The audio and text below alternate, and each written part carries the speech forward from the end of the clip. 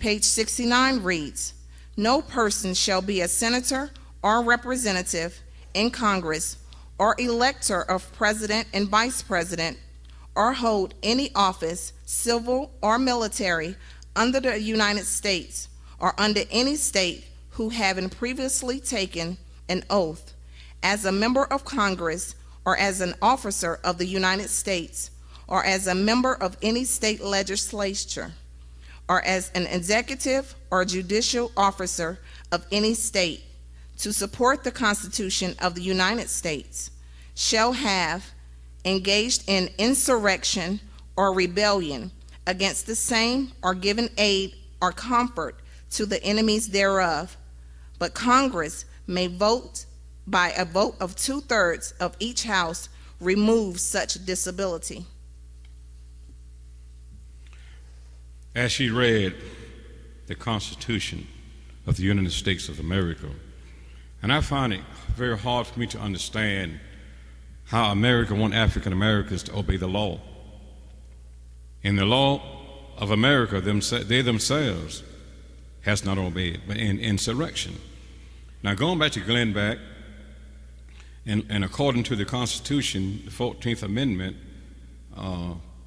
paragraph 4, section 4, it says if anyone would have been involved or should have been involved in any type of fraternal organization such as Ku Klux Klans, Bones and Skull, or any type of torture or harassment against American citizens should have been impeached. And tonight I want to say that I don't understand why that some of our presidents and the Congress and House of Representatives has allowed these people to hold offices in our country, judges and lawyers, judges and police and chiefs and many others, to use the prison system, to privatize the prison system, which is robbing the government of the United States of America. Also Halliburton over in Iraq and many other places in the world, robbing the United States treasury by misuse of funds.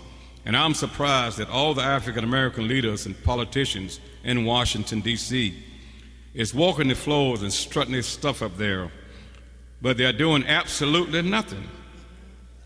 I want to reiterate on a few things that elaborate on a few things that disturbs me.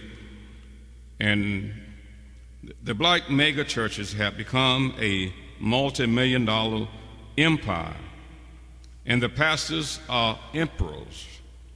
They control the finance while putting nothing back into the community, such as job creation. On the same topic, black political leaders have become conceited and have allowed 1/4 of African American to fall through the cracks. Black Republicans claiming that they are conservatives, while Democrats, black Americans, are saying they are for the mainstream America. But in the meantime, since 1910,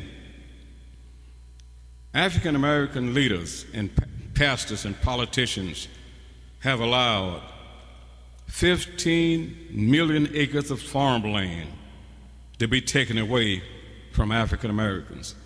And we wonder why we have so many people homeless and unemployed and in trouble and in prison, because we have conceited leaders today. And I want to point out a few. We have some such as call themselves conservatives, such as Armstrong Williams, Julian Williams, and many others that will come on television every time an African American speak out in behalf of his people. They will come on television and say, well, I was offended. I want to set the record straight today. 1865, it was the ministers of Georgia and South Carolina that got reparation, that sought the government for reparation. 40 acres of land was given to the descendants of slaves. But the Democratic Party, and with the Democratic president, Andrew Johnson, reversed the reparation and gave the land back to the ex-slave masters. So we are here today with a legitimate complaint. I had the privilege to write just this week. I emailed some friends in Cairo, Egypt, diplomats from other countries, and also diplomats, ambassadors, friends of mine in London, England. And today I got a response immediately. But when I called Al Sharpton, Jesse Jackson, Trans-Africa, a constituency for Africa, the NAACP, the Black Political Caucus, I had never until this day got a letter from them because they are too conceited. They walk the aisles in Washington, D.C., and they are in Washington.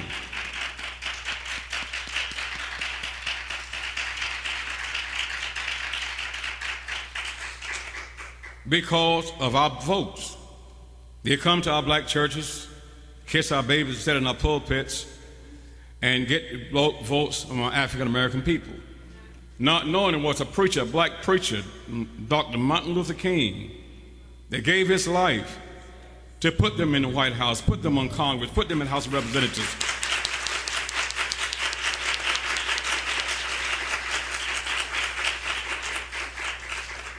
And as I say a little further, we look at the reparation bill in Congress, H.R. 40. John Conyers, Congressman of Michigan, and many others, is playing with this bill. This bill was introduced by Dr. Robert Brock. He filed a petition in Congress ever since 1965 that the reparation statute of limitation would not be dismissed until we get reparation. Could I get someone to say reparation? Yeah. As I move on, I have a lot to say tonight. So as the Democratic Party, which take our vote for granted, through the Democratic Party, since the 1990s, all of our black people in Washington, D.C., they have supported over 21 countries in Eastern Europe to break away from the Soviet Union, and I have those documents through the United Nations Charter, and they support it. And this is what, matter of fact, this is where Ron Brown died, because he was trying to build something for the European nation, give them autonomy, independence, self-preservation, yet they have not done nothing for us. So the United Nations was established in 1943, and further since 1945, there was 185 states, countries, including Africa, which have 55 states.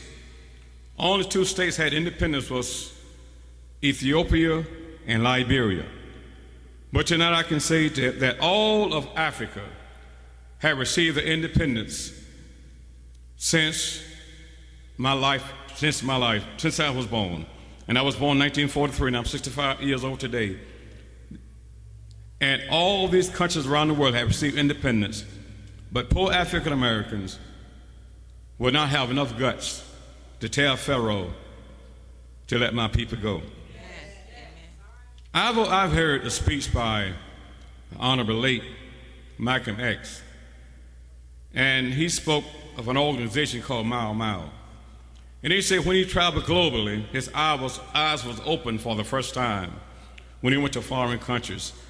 And he said in his statement that every country that was coming from civil war or some type of oppression, they would go to certain countries and regroup, whether it's from Africa or Asia or South America.